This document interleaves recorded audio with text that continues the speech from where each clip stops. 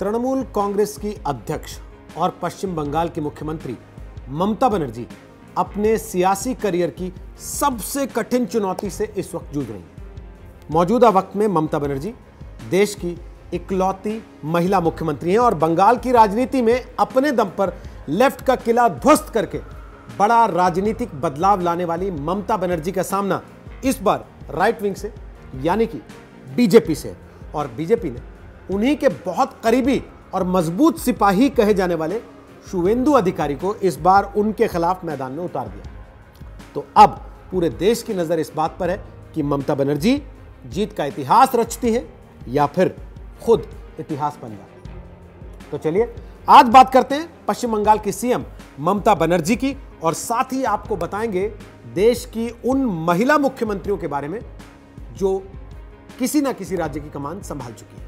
सबसे पहले बात यह कि ममता बनर्जी की हार और जीत के मायने क्या होंगे।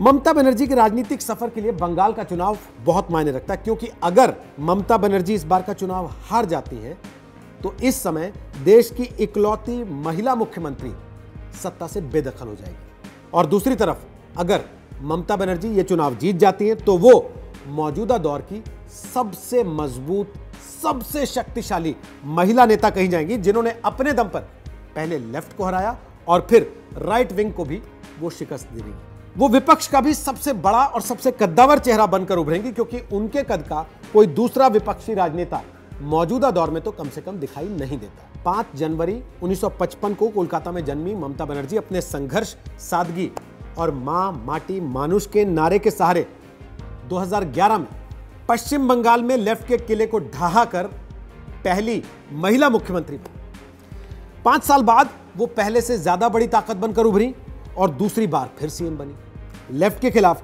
ममता बनर्जी का संघर्ष किसी से छुपा हुआ नहीं है, और इस बार ममता के सामने देश की सबसे बड़ी पार्टी बीजेपी। लेकिन क्या आपको इस बात की जानकारी है कि ममता बनर्जी के अलावा भी देश में अब तक 15 महिला मुख्यमंत्री रह चुके हैं? तो चलिए आज आपको इन्हीं महिला मुख्यमंत्रियों के बारे में भी बताते हैं। देश में पहली महिला मुख्यमंत्री बनने का गौरव मिला सुचेता कृपलानी को, जो स्वतंत्रता सेनानी थी। उन्हें सुचेता मजूमदार के नाम से भी जाना जाता है। 2 अक्टूबर 1963 को उत्तर प्रदेश की पहली महिला मुख्यमंत्री के तौर पर उन्होंने शपथ ली, और 13 मार्च 1967 तक वो सूबे की सत्ता अपने हाथ में लिए रही। वो गांधीवादी नेता आचार्य कृपलानी की पत्नी थी और लंबे समय कांग्रेस के साथ जुड़ी रही थी। पहली बार कांग्रेस से 1948 में वो उत्तर प्रदेश विधानसभा की सदस्य बनी थी, और 1971 में उन्होंने राजनीति से संन्यास ले लिया था। 1 दिसंबर 1974 को नई दिल्ली में उनका निधन हो गया था। देश में दलित समुदाय की पहली महिला मुख्यमंत्री के तौर पर बीएसपी सुप्रीमो मायावती का नाम दर्ज है। इत्तेफाक देखिए कि सुचेता कृपलानी के सीएम बनने के 28 साल बाद उसी उत्तर प्रदेश में मायावती महिला सीएम बनी, तो वो दूसरी महिला सीएम थी इस सूबे की। मुलायम सिंह यादव की सरकार से बीएसपी के समर्थन वापस लेने के बाद मायावती 3 जून 1995 को बीजेपी के सहयोग से उत्तर प्रदेश की मुख्यमंत्री बनी। इसके बाद 1997 में दोबारा से वो बीजेपी के सहयोग से मुख्यमंत्री बनी। फिर 2002 में तीसरी बार मायावती ने बीजेपी के ही सहयोग से सरकार बनाई। साल 2007 में चौथी बार मायावती अकेले अपने दम पर पूर्ण बहुमत के साथ सरकार बनाने में सफल रही, और 5 साल का कार्यकाल भी उन्होंने पूरा किया। साल 2012 में विधानसभा चुनाव की हार के बाद से उनकी पार्टी का ग्राफ लगातार डाउन जाता रहा। और आपको पता है देश की पहली महिला मुस्लिम मुख्यमंत्री कौन थी? देश की पहली महिला मुस्लिम मुख्यमंत्री के तौर पर सैयदा अनवरा तैमूर का नाम दर्ज है। वो असम की भी पहली महिला सीएम के तौर पर जानी जाती है। कहा जाता है कि इंदिरा गांधी ने उन्हें महिला नेता के तौर पर असम में बढ़ाया। 6 दिसंबर 1980 को उन्होंने सीएम के तौर पर शपथ ली, और 30 जून 1981 तक वो असम की सीएम।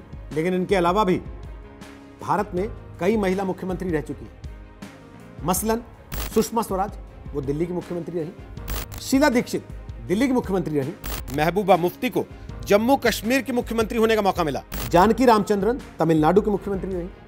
जे जयललिता तमिलनाडु की मुख्यमंत्री रही। नंदिनी सतपथी, उन्होंने ओडिशा में मुख्यमंत्री का पद संभाला। शशिकला काकोडकर गोवा की सीएम रही। राजेंद्र कौर भट्टल पंजाब की सीएम रही।